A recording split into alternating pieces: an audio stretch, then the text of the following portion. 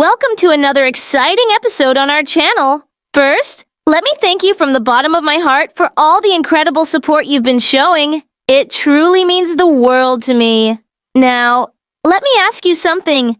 Do you love reading books? Or maybe you find reading a little boring? Be honest, there's no judgment here. I'd love to hear your thoughts. Drop a comment below and tell me, what's the last book you read? Or, why don't you enjoy reading books? Hello, Jessica. How are you doing? Hello, Michael. I'm doing great. So, let's dive into our topic.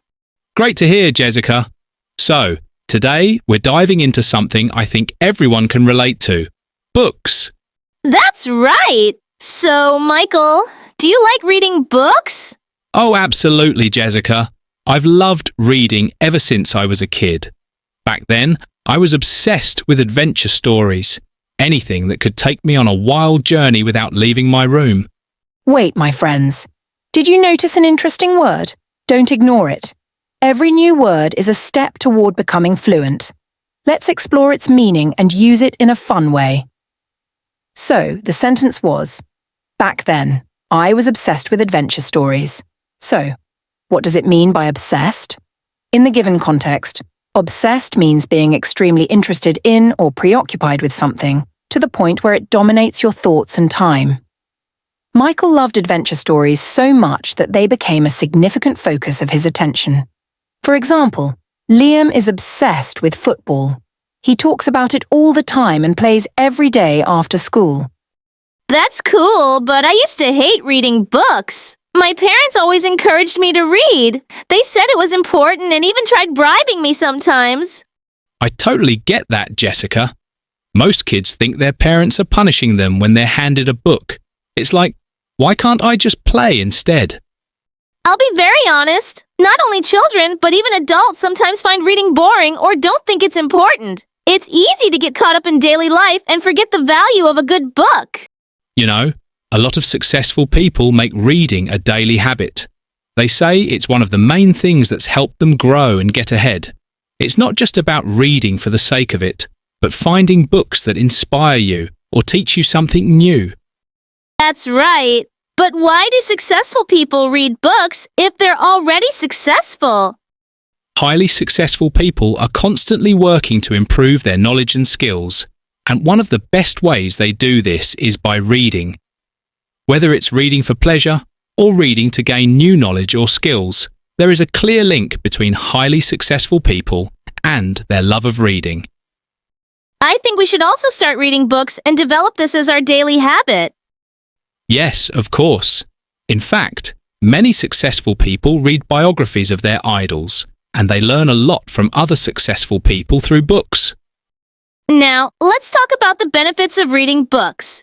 If we start reading more, how can it actually impact our lives and make a difference? Absolutely. One of the key benefits of reading is stress reduction. Life's daily worries can easily consume our minds, but reading offers a great way to take a mental break. It lets you escape into different worlds, whether through fiction or learning something new, helping you clear your head and reduce stress.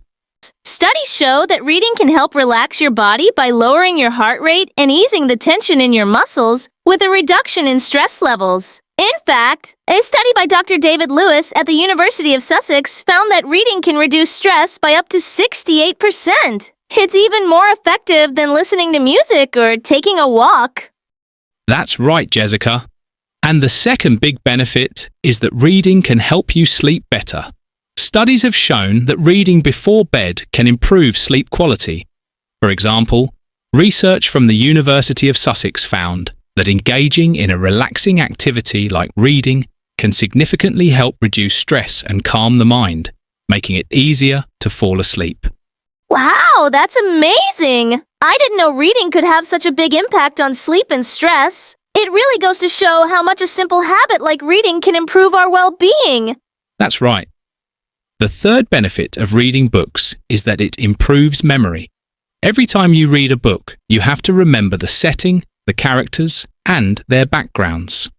It's like exercising your brain. Research has shown that regular reading can help enhance your memory and cognitive function. It keeps your brain active and sharp, which is why people who read often tend to have better recall and stronger mental faculties as they age.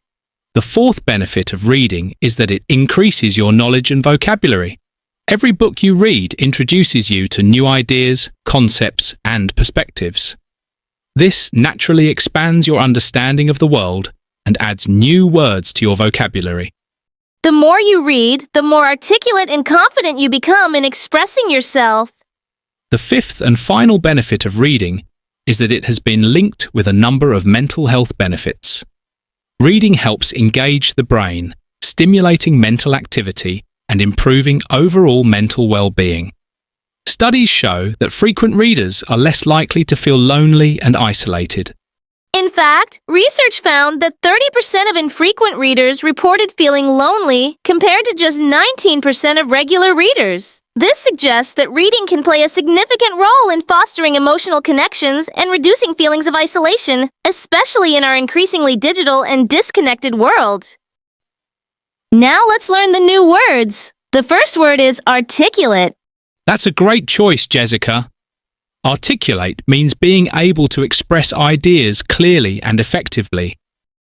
Exactly. For example, he is an articulate speaker who can capture everyone's attention. Yes, and it can also be used as a verb, meaning to clearly express something, like, she struggled to articulate her thoughts during the meeting. This suggests that reading can play a significant role in fostering emotional connections and reducing feelings of isolation, especially in our increasingly digital and disconnected world. So, here, what does it mean by fostering? Good question, Jessica. Fostering means encouraging the development or growth of something. In this context, it means promoting or helping emotional connections grow. For example, spending quality time with family can foster stronger relationships.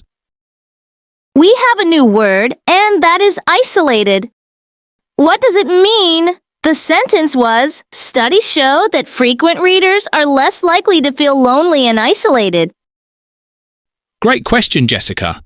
Isolated means being separated from others or feeling alone. In the sentence, it refers to people feeling disconnected or cut off from social interactions. For example, during the lockdown, many people felt isolated from their friends and family. If you found the video helpful, please hit the like button and subscribe to my channel. If you found the video helpful, please hit the like button and subscribe.